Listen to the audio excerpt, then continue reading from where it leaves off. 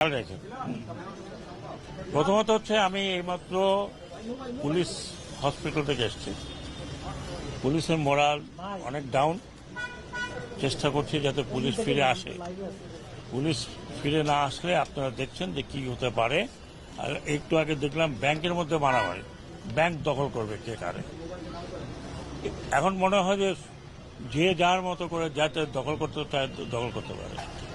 আমি প্রথমে আপনাদের মাধ্যমে বলি, আমি বলেছিলাম যে পুলিশের যারা ফোর্স এখনো জয়েন করেনি তাদের জন্য লাস্ট তারিখ হচ্ছে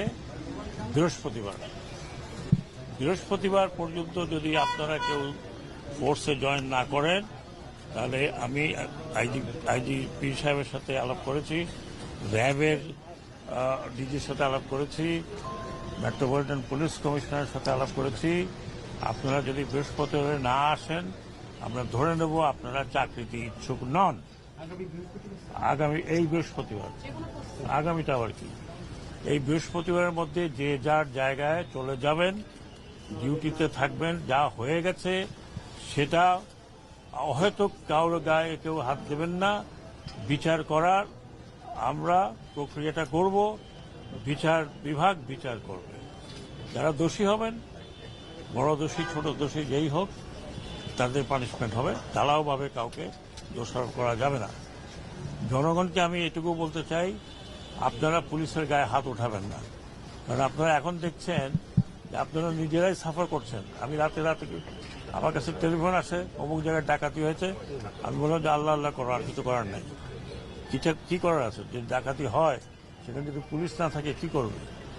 আপনারা দয়া করে, আমি এইমাত্র পুলিশদের যারা ইনজিওর্ড ছিল তাদেরকে দেখে আসছি। যতদূর আমাদের করা সম্ভব আমরা করব। যদি বৃহস্পতিবারের মধ্যে আপনারা জয়েন করেন, এটা আমার নাম্বার 1 প্রায়োরিটি। 2 নম্বর প্রায়োরিটি, একটু আগে দেখলাম যে রাস্তা বন্ধ করে দিয়েছেন আনসারের একটা পার্ট, তাদেরও কিছু দাবি দেওয়া আছে, সবারই দাবি দেওয়া আছে, আমারও দাবি দেওয়া আছে। আমার দাবি দেওয়া হলো যে আপনারা ফিরে যান। আমি আপনাদেরকে কথা দিচ্ছি, আমি স্বরাষ্ট্র উপদেষ্টা হিসাবে এটা আমার দায়িত্ব আপনাদের কাছে আসা, আপনাদের কথা শোনা এবং যতদূর সম্ভব আমার পক্ষে ইমিডিয়েট যা করার করব। যেটা কিছু অন্য কিছু ইমপ্লিমেন্টেশন যদি থাকে, অন্য মন্ত্রণালয় থাকে, আমরা আলোচনা করে করব। আপনারা দয়া করে রাস্তাটা ছেড়ে দেন, রাস্তা থেকে চলে যান।